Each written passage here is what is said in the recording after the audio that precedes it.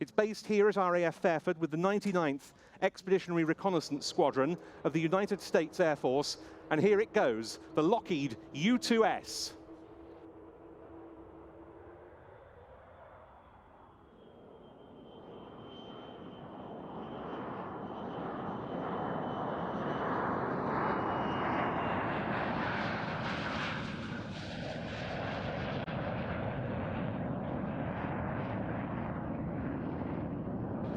And this is the first time we've seen a U-2S in a British flying display in public since 1993.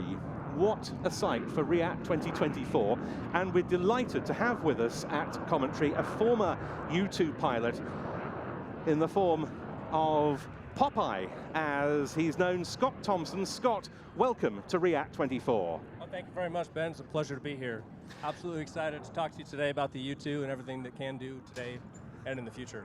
Indeed. So this aeroplane then performing a display routine for us, what's it going to consist of? Well, today we're going to see the airplane practice a simulated flame-out approach. It just has the single engine that is right in the middle of the fuselage that is essentially designed around what you might recognize from the F-104 from Kelly Johnson's previous stable of aircraft. It's essentially an F-104 with glider wings stuck on it. They needed to get around all the different principles that people could identify as people producing an airplane. So they took existing parts off the shelf and made what you see today. Indeed, that was one of the aspects that really compressed the development time of this airplane. As I say, that astonishingly short time frame from contract signature to first flight and then service. Absolutely. It was what they call black procurement. Yes. So it was a very small, tight-knit group of individuals with a vision to create something that can do what we all know it can do today without anybody knowing about it. Indeed, because this was a Central Intelligence Agency program before it was a US Air Force one. That's right, it absolutely started with the CIA. The pilots that flew it started out as Air Force pilots and went through a program where they called sheep dip. Yes. Made them look different. So they took those Air Force pilots, made them CIA pilots, and stuck them in this jet-powered glider. So what are we going to see from it now, Popeye? So now it's setting up for what is the high key of the simulated flame-out approach. As you can hear the engine winding down, you see drag devices beginning to come out in the form of flaps and speed brakes. That drag will help simulate that the engine has flamed out.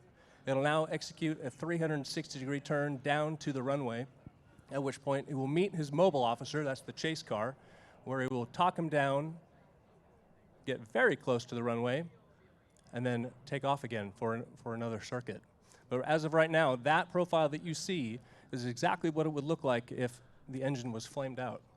Now, you mentioned the chase car there. It's a Dodge Charger, isn't it, these days? It is, right, just like the police have. And this is necessary because of various aspects of the low-speed handling characteristics and, of course, the design of the airframe, isn't it? It is. There's a lot of tricky parts to landing a U-2, one of which is that the pilot is extremely tired and there's no one else to help him do it. Yes. So we have another pilot in the car chasing to provide inputs as the aircraft lands. So this pilot may have, not today, but on a mission sortie, may have been flying for 9.5, 10 hours and will be extremely fatigued. So that pilot that has fresh eyes in the car will be able to talk the pilot down, help him through any crosswind inputs that may be required, which are very difficult to see over the long nose, which varies in length depending on the sensor that's on it. Of course. So it's not always the same. So having that fresh set of eyes right behind you, helping out, telling you if you need to put a little more right rudder or a little less left rudder is very helpful. And of course, it's got this bicycle-type undercarriage. That's right. Right, so in designing the airplane, they needed to design it as lightweight as possible. Every pound was an extra foot in altitude. So the more you saved, the higher you went. And that was the name of the game at the time. Now, we hope here to be able to hear the communications with the chase car. And the chase car is positioned, where is it positioned at the moment? It'll be positioned on the taxiway, if he's where he usually is. And I see it now. As he gets his clearance to land, or clearance for low approach, the light bar will come on, the mobile officer will accelerate onto the runway to execute a merge or a formation rejoin with the aircraft.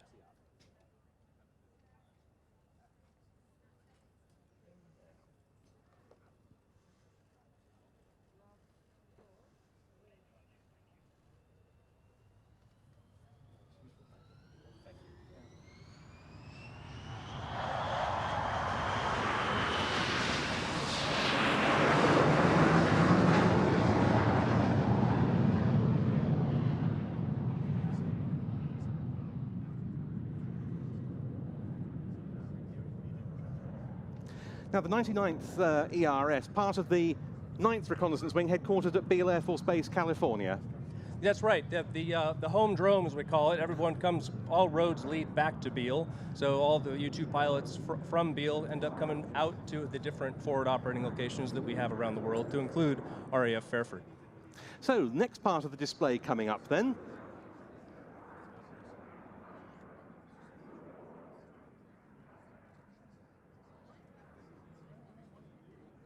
So the second part of the circuits that we will see is a no-flap touch and go. This will be quite different from most approaches that you're used to seeing from other aircraft, in that it will approach from quite low. So if you're looking for it in your viewfinder, look over the trees, because it will be just over the tops of them, simulating a no-flap. This is in the event of a loss of hydraulics, and that's what powers the flaps in this aircraft.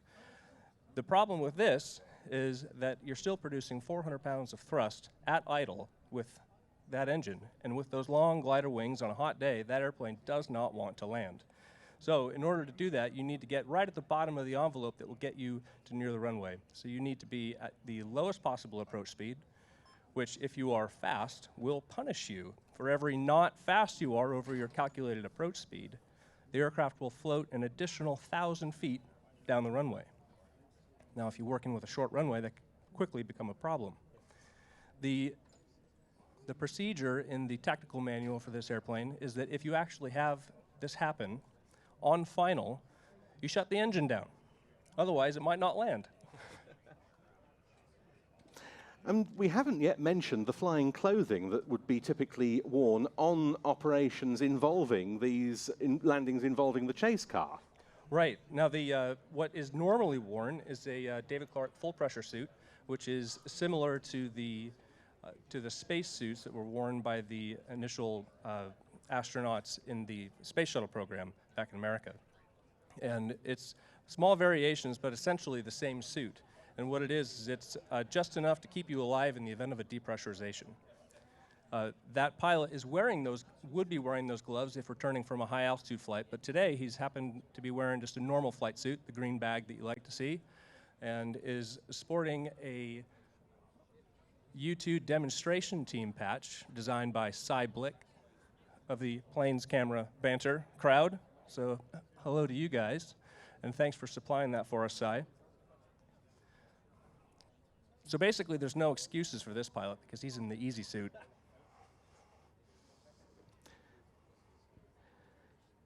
Someone, a U-2 pilot I saw a quote from once, said that once that pressure is on, it makes you feel like you're wearing a sleeping bag, stuffing a football helmet on your head and ski gloves to make dexterous movements even harder. It's almost completely accurate. I like to describe it as a fishbowl on my head. Yeah. Yeah. Yes. And in the interview where they check to see if you have the aptitude or maybe the lack thereof to fly this airplane, they put you in the suit, put you in an ejection seat on wheels, stick you in a dark corner of a dark room, and leave you there for an hour. And then they come back an hour later and see if you're still there. A very privileged slot, isn't it, getting to join the U-2 program? You could think so in some ways.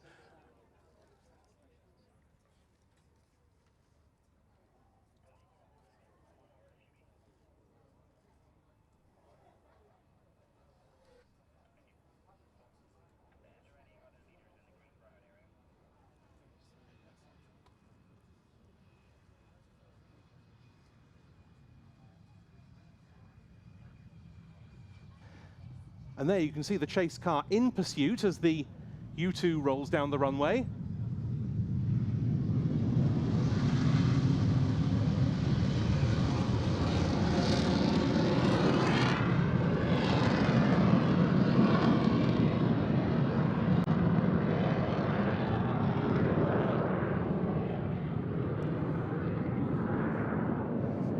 Very wide mission set operated by the modern-day U-2 force, isn't it? That's right. There's a whole host of modern sensors that can be attached to this airplane. We like to call it the Mr. Potato Head of aircraft and sensor carriers. And there's no other airplane out there that can take this amount of gear up to 70,000 feet anywhere in the world and keep it there for the duration this airplane can.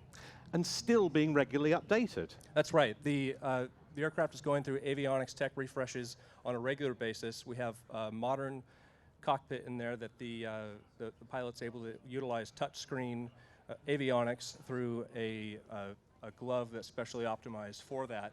And so it's continuously being updated, not only for the pilot, but for the sensors as well, because the pilot is an essential part of that sensor suite. Now, when people see an operationally configured U-2, as they may well do living in the vicinity of RAF Fairford, that they might, it looks rather different. It does. It looks a little bumpy.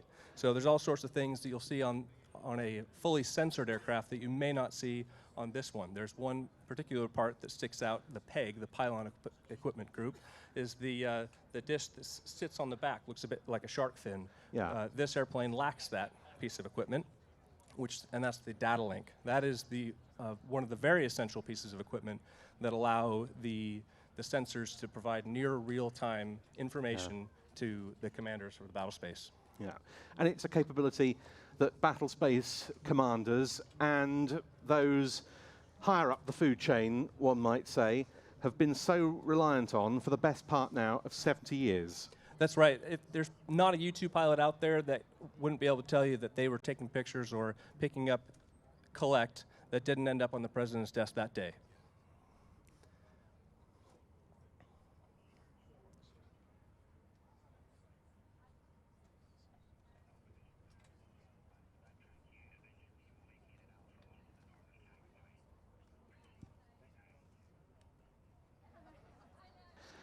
Rate of climb of the U-2, as we saw demonstrated to some extent on takeoff and on the climb out we just saw, is very impressive. It's like strapping to a rocket and going for a ride. So I remember my first flight in a U-2, something you never forget. It's usually when you sit in an airplane, you sit on your butt, you sit on your bottom, right? Well, on an initial takeoff in a U-2, you sit on your back. And it's the deck angle that is really shocking. Yeah. So I easily get to 10,000 feet at the end of a 10,000-foot runway. Now, it doesn't have the indicated airspeed that something like a Typhoon or an F-15 might have. Yeah. So it'll take a while to get there. Yeah. But it's that deck angle that gets you there. And it just keeps climbing like that. In the U-2, we have a 52,000-foot climb check. So while there might be some other reconnaissance aircraft flying at 52,000 feet for their mission cruising altitudes, it's when we conduct our climb check, because we're going a lot higher. Yes. Now, given that we can't, unfortunately, hear, it turns out, on the frequency we're listening to from the chase car, what will the chase car crew be calling out now? So the chase car pilot, the driver, is counting the pilot down from different altitudes. From what I can see from the booth here, it is 4, 3, 2, 1, and nice. Well now, that was quite the spectacle. From the 99th Expeditionary Reconnaissance Squadron, the Lockheed U-2S from the United States Air Force. And I believe that if people stick around after the flying display, we might get to see something else, possibly. You never know what's in store for you at RIAT. Scott Thompson, thank you so much for joining us today and giving us a wonderful insight into operating and flying this fascinating aeroplane. Thank you, Ben. Pleasure to be here.